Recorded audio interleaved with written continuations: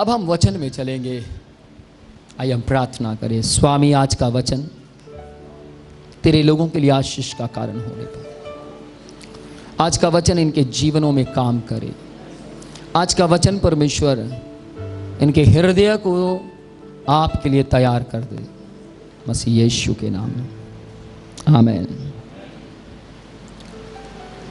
Bible के अंदर पवित्र शास्त्र में मरकुस 5वां अध्याय, अगर आप पहली आयत से लेकर 19 आयत तक पढ़ें तो पवित्र शास्त्र यूँ कहता है कि मसीह यीशु के पास एक व्यक्ति आया। वो कब्रों में रहता था, उसमें बहुत दुष्ट आत्माएं थी और वो यीशु के पास आया। जब यीशु के पास आया, पवित्र शास्त्र यूँ कहता है कि प्रभु यीशु मसीह उस समय नाव में से निकल रहे थे, और जब वो नाव में से निकले तो व्यक्ति डर गया, घबरा गया और प्रभु यीशु के पास आया। मरकुस में एक व्यक्ति के बारे में लिखा। आज मैं आपको बड़ी गहरी बात, राज की बात बताऊंगा। हो सकता है कि आप में से बहुत से लोगों ने इस बात को ना सुना हो। ये संदेश आपने बहुत बार सुना होगा, लेकिन जो बात मैं बताने जा रहा हूं ये शायद आपने कभी ना सुनी हो। मरकुस जी यहां पर एक व्यक्ति की बात करते हैं कि एक व्यक्ति में सेना थी। पवित्र शास्त्र भी यही कहता है कि मरकुस में 5वें अध्याय में पहली आयत से लेकर आप 19 आयत तक पढ़ते हैं तो वहां एक ही व्यक्ति है। लेकिन जब आप मत्ती 8वां अध्याय उसकी 28 आयत पढ़ते हैं तो वहां एक व्यक्ति नहीं, 2 व्यक्ति थे। लेकिन मरकुस जी मालूम नहीं क्यों एक ही व्यक्ति की बात करते हैं। लेकिन मत्ती 8वां अध्याय उसकी 28 आयत में मसीह यीशु 2 व्यक्ति की बात कर रहे हैं। जो मत्ती ने पुस्तक को लिखा है वहां पर 2 व्यक्तियों का जिक्र किया गया, और वो दोनों व्यक्ति, पवित्र शास्त्र यूं कहता है कि वो दोनों व्यक्ति चिल्लाते हुए प्रभु यीशु के सामने आ खड़े हुए और आकर क्या कहते हैं, हमें तुझसे क्या काम है। यानी दुष्ट आत्माएं जानती थी कि अंधकार का और ज्योति का कोई मेल नहीं है। यानी शैतान जानता था कि पाप का पवित्रताई के साथ कोई संबंध नहीं है। इसीलिए दुष्ट आत्माएं क्या कहती हैं, हमें तुझसे क्या काम है। फिर दुष्ट आत्माएं चिल्लाने लगी और चिल्लाते चिल्लाते क्या कहने लगी, हमें पीड़ा मत दे। पीड़ा कहां से दे रहा था यीशु मसीह? प्रभु यीशु मसीह तो किसी को कुछ कह ही नहीं रहा था, तो पीड़ा कैसे आ रही थी? पीड़ा का मतलब यह है कि जब यीशु मसीह ने यह कहा कि इस भाई को छोड़ दो, वो दुष्ट आत्माएं बहुत सालों से उन भाइयों के अंदर थी। जब यीशु मसीह ने कहा इनको छोड़ो, इनसे बाहर आओ, किस किस को मालूम है यहां दुष्ट आत्माएं निकलती हैं? किस किस को पता है यहां भाइयों में से भी निकली हैं? हाँ, ये जो हाथ दिखा रहे इनको मालूम है, यहां भाइयों में से भी निकली। 10-10 साल से दुष्ट आत्माएं थी भाइयों में। लोग कहते हैं औरतों में ही ज्यादा होती है। दुष्ट आत्माओं के लिए ही और शी मायने नहीं रखता, उनको तो सिर्फ शरीर चाहिए।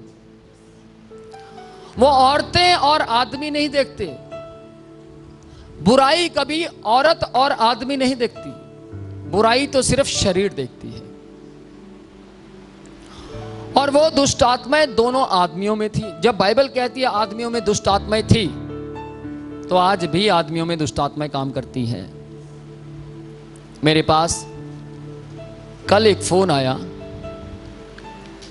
वो क्राइम ब्यूरो में है और अच्छी पोस्ट पर है। उन्होंने बोला कि सर, मैं दिल्ली क्राइम ब्यूरो से बात कर रहा हूं। जी बोलिए। सर, एक दुष्ट आत्मा है जो मुझे बहुत परेशान करती है। देखिए, एक पुलिस वाला व्यक्ति क्राइम को पकड़ने वाला व्यक्ति क्या कह रहा है, एक दुष्ट आत्मा है, मुझे बहुत परेशान करती है और मैं एक नास्तिक व्यक्ति हूं, मैं इन बातों पर विश्वास नहीं करता, पर क्या करूं, कुछ समय से मुझे ये चीजें परेशान कर रही है, मुझे दिखाई देती हैं। और जब जब मैंने आपको फोन किया मेरा फोन लगता ही नहीं है। एक बार मैंने फोन किया तो फोन जा नहीं रहा, दूसरी बार फोन किया तो पता लग रहा है कि ये नंबर ही मौजूद नहीं है, तीसरी बार फोन किया तो मेरा फोन की बैटरी बंद हो गई और जब चेक किया तो फुल बैटरी है। मैं मोबाइल वाले के पास गया तो उसने बोला कि बैटरी तो पूरी है, बंद क्यों हो रहा है पता नहीं। इतनी देर में वो चीज चिल्लाती है और चिल्लाकर कहती है, जिसके पास तू फोन कर रहा है मत कर, मुझे पीड़ा मत दे, मुझे पीड़ा मत दे, मुझे दर्द होता है जब तू फोन लगाता है। वो कह रहा है सर मुझे समझ नहीं आ रही, मेरी तो आपके साथ बात भी नहीं हुई, सिर्फ फोन लगाने से पीड़ा हो रही है उसको, मुझे इलाज बताइए मैं क्या करूं। उन्होंने कहा था कि मैं आ जाऊंगा, मैं बहुत परेशान हूं, कहते बहुत दुखी हूं, जॉब नहीं कर पाता। परमेश्वर ने मुझे बोला कि इसको बोल कि तुझसे बात करते करते वो दुष्ट आत्मा इसको दिख रही है भागती हुई।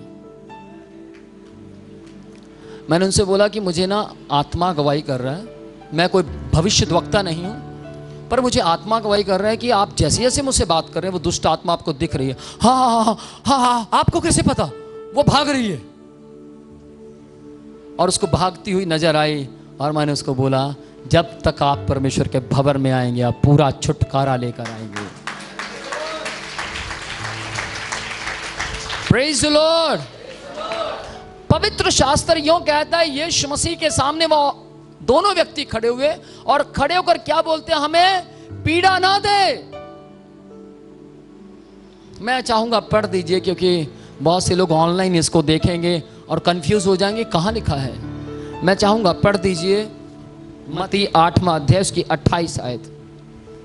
जब वह उस पार गदरेतियों के देश में पहुंचा तो दो मनुष्य जिसमें दुष्ट आत्माएं थी। देखिए, दो मनुष्य जिसमें दुष्ट आत्माएं थी, जिसमें दुष्ट आत्माएं थी, दो मनुष्य। लेकिन मरकुस 5वां अध्याय की पहली आयत से 19 आयत तक एक मनुष्य की जिक्र करता है मरकुस। क्यों करता मुझे नहीं पता। हाँ जी पढ़िए पढ़िए। वह झील के पार गिरासेनिया के देश में पहुंचे। गिरासेनिया एक देश था, वहां पर पहुंचे और वहां पर ये दो व्यक्ति थे। बस दो मैं पढ़ाना चाहता था कि ये दो हैं और दोनों व्यक्तियों में दुष्ट आत्माएं चिल्लाने लगी और बाइबल यूं कहती है कि उन्होंने कहा हमें पीड़ा ना दे, हमें दर्द होता है। इसका मतलब जब उन्होंने बोला हमें पीड़ा ना दे, उससे पहले यीशु मसीह बोल चुके थे इनमें से बाहर आ जाओ। और प्रभु यीशु के एक बार बोलने से वो बाहर नहीं आई थी। पवित्र शास्त्र में लिखा है वो नहीं आई थी, तभी तो वो अंदर से बोल रही थी कि हमें पीड़ा ना दे। एक बार बोलने से बाहर नहीं थी, इसीलिए वो रिक्वेस्ट कर रही थी कि हमें पीड़ा ना दे। हमारा तेरे साथ क्या रिश्ता है? तू स्वर्ग है और हम नरक है, तू ज्योति है और हम अंधकार है, संसार है और तू जगत की ज्योति है, हमारा तुझसे कोई संबंध नहीं। तब यीशु मसीह उसको क्या पूछते, बड़ा मधुर सवाल पूछा यीशु मसीह ने, तेरा नाम क्या है? मरकुस 5वां अध्याय 1 से लेकर 19 तक भी उसमें भी यही पूछा, सब कुछ सेम था, लेकिन फर्क इतना है कि 8 की 28 में दो व्यक्ति हैं, वहां एक व्यक्ति है।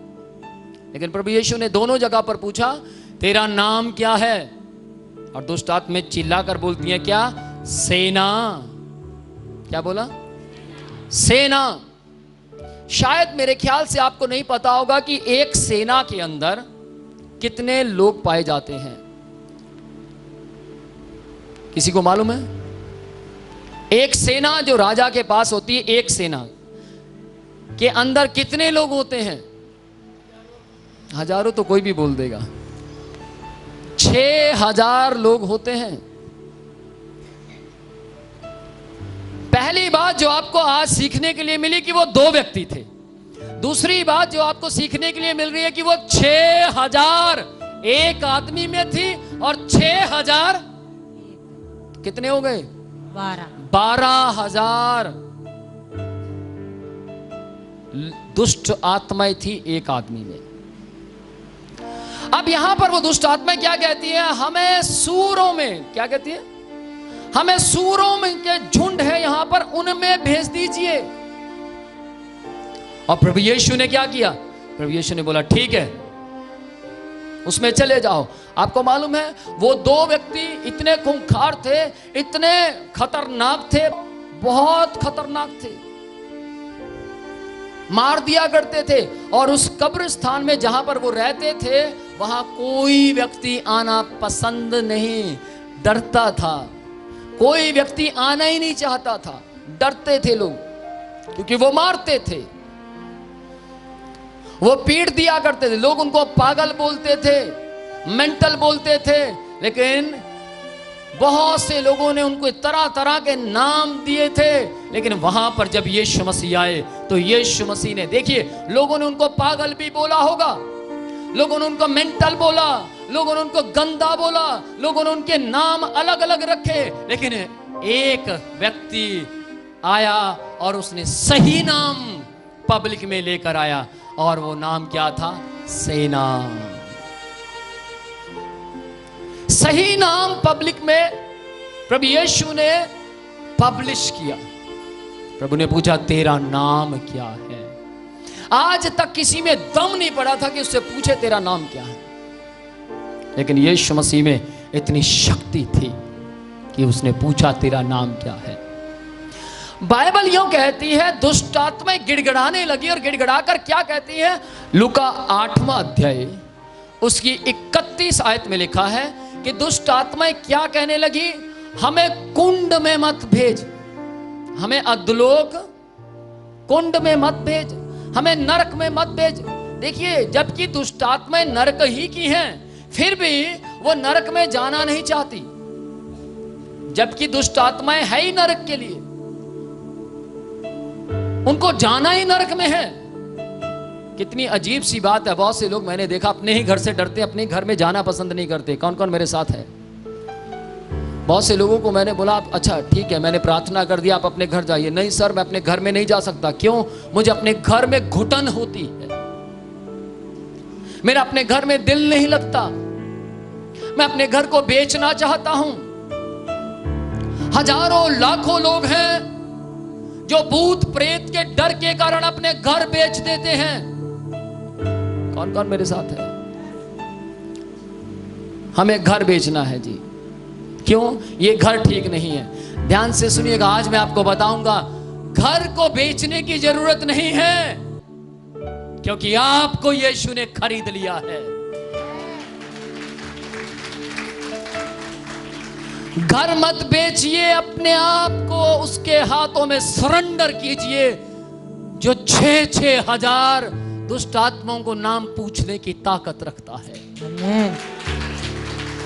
घर मत बेचिए, अपने आप को उसके हाथों में सौंप दीजिए जिसने आपके लिए अपने हाथों में कीलें ठुकवा ली हैं। घर मत बेचिए। घर छोड़कर बहुत से लोग गुजरात से बॉम्बे बैठे हैं, बहुत से लोग लुधियाना से चंडीगढ़ बैठे हैं, बहुत से लोग अंबाला से कहीं और चले गए, कई लोग हरियाणा छोड़कर पंजाब चले गए। तो दुष्ट आत्माएं क्या स्टेट नहीं बदल सकती? क्या दुष्ट आत्माओं को बस में सफर करने के लिए टिकट चाहिए? क्या प्लेन में जाने के लिए पासपोर्ट चाहिए?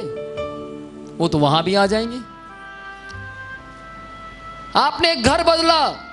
एक बहन कहती है मैं सर गुजरात से बॉम्बे आ गई हूं। क्यों?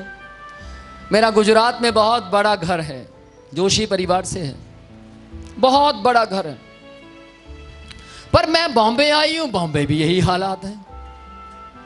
मैंने बोला मेरी बहन, घर मत बदलिए, जीवन बदलिए, मन बदलिए। एक बार स्कूल बदल कर तो देखिए, ना जाने क्या मालूम इस देश का राष्ट्रपति आपका बेटा बन जाए। Praise the Lord. क्या पता आने वाले समय में वो डॉक्टर बन जाए जिसको आप नठल्ला बोलते हैं। मेरी बात ध्यान से सुनिएगा, बाइबल यूं कहती है वो दुष्ट आत्माएं यीशु मसीह से रिक्वेस्ट करने लगी। कितनी दुष्ट आत्माएं? 12,000 दुष्ट आत्माएं, 6,000 एक में, 6 एक में, 12,000 दुष्ट आत्माएं रिक्वेस्ट करने लगी, प्रभु जी हमें नरक में मत भेजिए। क्यों भाई? नरक दा थोड़ा घर है, क्यों ना जाओ? तुसी तो बनी नरक वास्ते हो, फिर नरक जाने तो क्यों मना कर दे?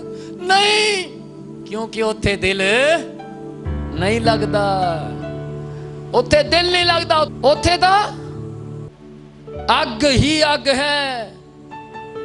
ओ दुष्ट आत्मा वास्ते भी अग है ते जेड़े बंदे ने उन्हां दी आत्मा वास्ते भी अग है। रोने लगी, गिड़गिड़ाने लगी, हमें वहां मत भेजिए, हमें वहां मत भेजिए। चलो प्रभु यीशु ने कहा चलो तुसी दस दो फिर किथे भेजा। हालेलुया। दुष्ट आत्माएं बोलने लगी कि हमें सूअर होते ना, कई लोग इसका नाम लेना पसंद नहीं करते, पर है तो जानवर भैया, बनाया तो खुदा ने है, और जो खुदा ने बनाया वो सब अच्छा है। Praise the Lord. जानवर तो जानवर है, चाहे कोई भी हो, हमें सूअरों में भेज दीजिए। अब यहां प्रभु यीशु क्या कहते हैं? जाओ पर मेरे बच्चों को छोड़ दो, पर मेरे भाइयों को छोड़ दो। जाओ। और वो दुष्ट आत्माएं तुरंत निकली और सारी जाकर सूरों में चली। अब सवाल यह है कि वहां कितने सूअर थे। सवाल यह है कि उन सूअरों का बना क्या।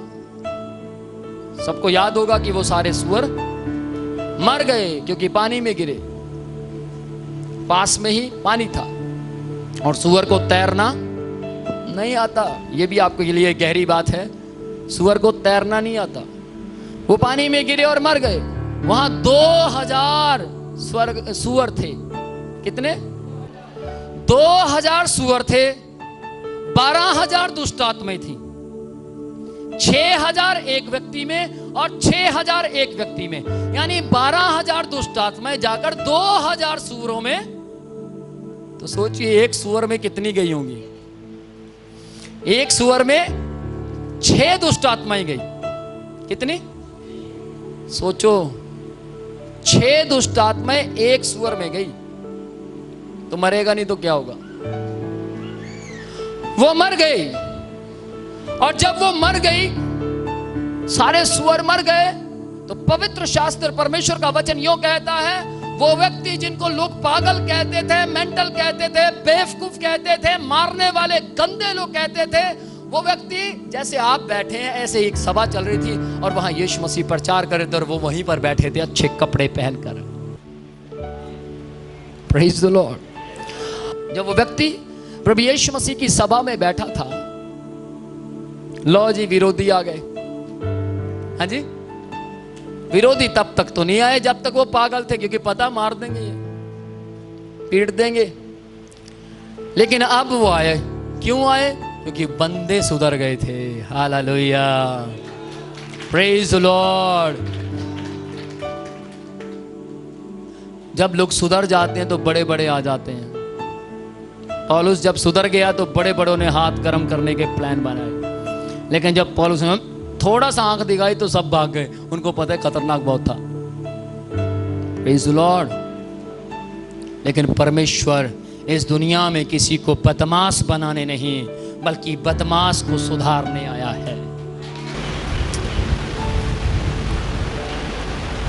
एक व्यक्ति,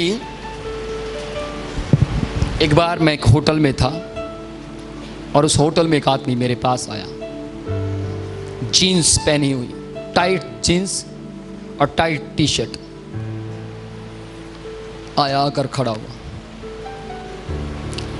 घुटने भी टेके उसने। कहता है सर मैं अपना जीवन यीशु मसीह को देना चाहता हूं। मैंने कहा दे दीजिए, आप दे सकते हैं। ठीक है सर, आज के बाद मैं अपना जीवन यीशु मसीह को दे दूं। ओके दे दीजिए। लो जी, वो खड़े हुए और खड़े होकर गन यहां से निकाली और मेरे बिस्तर पर रख दी। मैं अकेला, सर मैं समर्पित कर रहा हूं। हाँ कर दे भाई। दूसरी तरफ से स्टिक निकाली। स्टिक एक होती है स्टिक फ्लेक्सिबल, उसको अगर किसी की चमड़ी पर मारो तो मांस उखाड़ देती है। उसने स्टिक निकाल कर रखी। विश्वास नहीं कर सकता था मैं कि एक आदमी टाइट जींस पहना हुआ, टाइट टी शर्ट पहने वाले व्यक्ति के पास इतना सामान होगा। उसने एक निकाला, दो निकाला, तीन निकाला, पता नहीं क्या कुछ निकालता गया, यहां से वहां से, जूतों में। माय गॉड, मैं तो घबरा गया। मैंने सोचा भैया अगर इसको अरेस्ट करने के लिए पुलिस आ गई तो मुझे भी पकड़ लेंगे।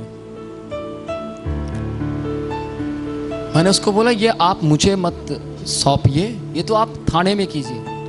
मैं खुदा से कहता था खुदा मुझे ऐसा व्यक्ति दे जहां मैं पापों का पश्चाताप कर सकूं और मुझे आप मिले, मैं पश्चाताप कर। आप चिंता मत करें, मेरे साथ बहुत लोग बाहर खड़े हैं, डरे मत।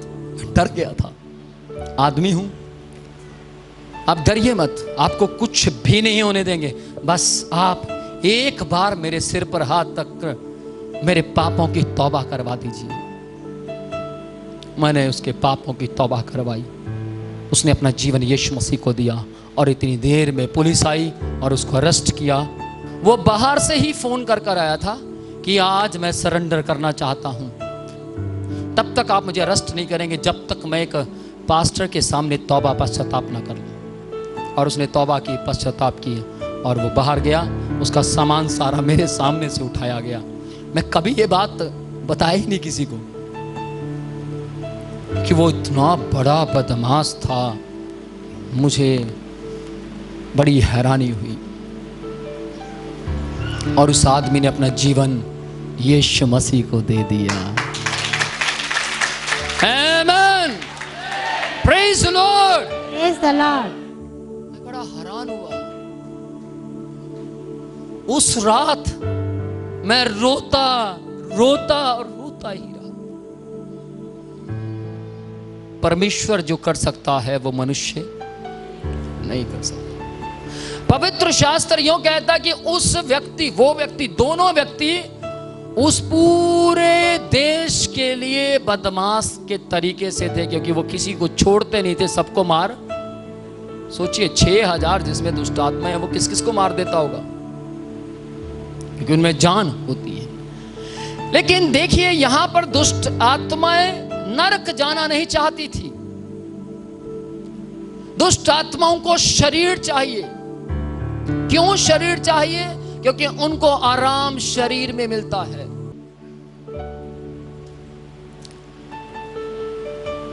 लेकिन ये शरीर, उनको शरीर में आराम मिलता है दुष्ट आत्माओं को, लेकिन इस शरीर को आराम नहीं मिलता जब दुष्ट आत्मा शरीर में आ जाती है। तभी तो वो सुअर मर गए, तभी तो ये आदमी के अंदर परेशानी परेशानी परेशानी।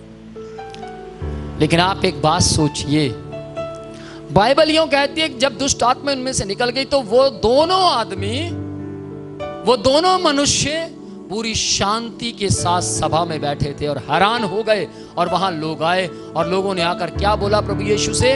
तू हमारे देश से चला जा, हमारे देश से चला जा, क्योंकि हम उन सूरों के चरवाहे हैं जो मर गए हैं। देखिए कितनी एक बड़ी गहरी बात है।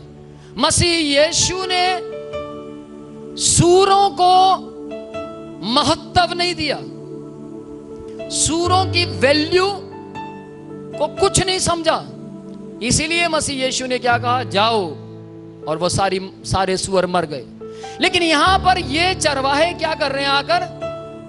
मसीह यीशु के देश के वो दोनों व्यक्ति नहीं थे जिनमें दुष्ट आत्माएं थी। मसीह यीशु के रिश्तेदार नहीं थे वो लोग, ना मसीह यीशु के कुछ लगते थे वो, लेकिन मसीह यीशु ने सूअर से ज्यादा मूल्यवान मनुष्य को समझा।